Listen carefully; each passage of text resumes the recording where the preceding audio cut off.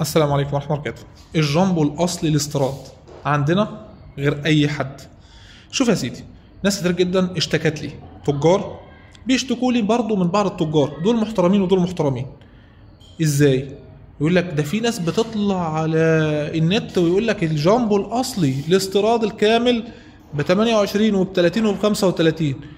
طيب نخسر فيها يعني عشان نبقى زيهم؟ لا ما تخسرش. أنا النهارده هفهمك حاجة حلوة أوي.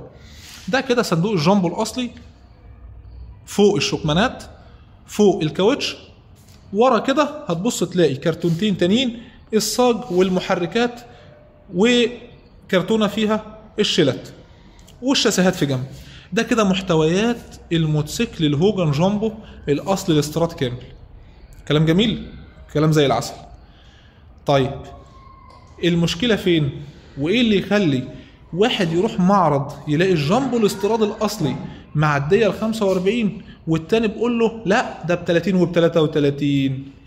هنا بقى العيب مش في المصنع ولا في الشركه، ولكن العيب في التجار نفسهم، لان في تاجر بيبقى فاهم يعني ايه المصنع او الشركه مطلع له موتوسيكلات اتش جي هوجن جامبو، تمام، هوجن جامبو العاده، هوجن جامبو الاصلي. ما في انواع كتير.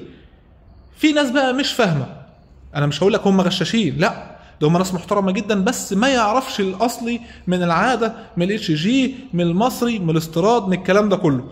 عنده 5-6 انواع هوجن جامبو، راح المصنع جاب مثلا 10 مكانات من كل نوع، فبقى عنده 50-60 موتوسيكل هوجن جامبو. فلما يجي يبص على الارقام يلاقي الحروف هي قال له ده الورق هيطلع ماشي من عند نفس المصنع. اذا حط اي شاسيل، اي موتوسيكل، اي شكمان لاي موتور، اي موتور لاي صحاره، وفي الاخر جمع لك موتوسيكل وباع كله بنفس السعر.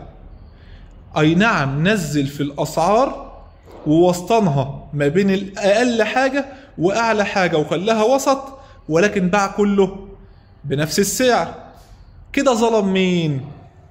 ظلم التاجر اللي فاهم، لان اللي فاهم خلى المصري لوحده والاتش جي لوحده والاصل لوحده والتقليد كل حاجه لوحدها، فبدا يظبط اسعاره ان ديت فئه ودي فئه ودي فئه ودي 5 فئات او 6 فئات، كل حاجه كل فئه بسعر.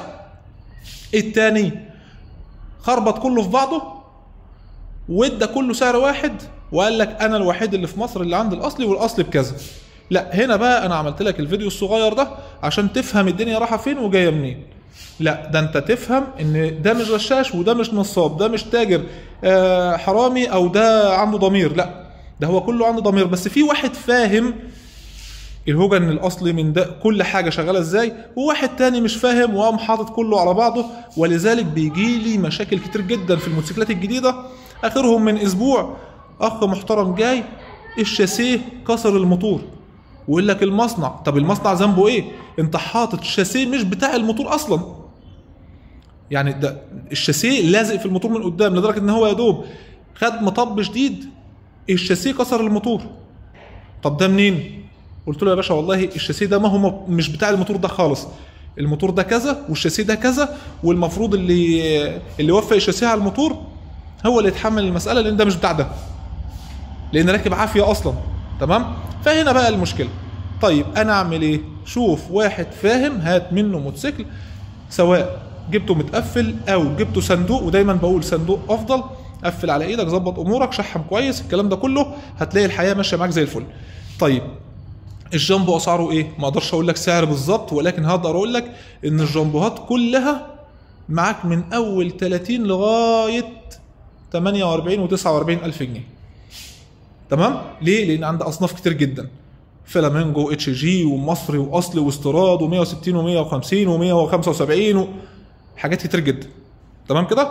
ولكن مش اي حد يقول كلام تتهم غيره بالغش والنصب والسرقه. تمام؟ طبعا كده انا مش موضوع برضو محايد، ولكن موضوع ان انا حبيت اوجه رساله عشان الناس اللي بتشتكي لي من الزباين، يقول لك ايه الزباين بتسمع كلام الناس اللي على النت. لا انا حبيت افهمك ان مش التاجر اللي ما بيعملش كده يبقى نصاب، لا ما بضحكش عليه، لا هو سعره عالي لان فاهم يعني ايه اصلي ويعني ايه مصري ويعني ايه اتش جي ويعني ايه وبيوفق شغله ازاي. تمام كده؟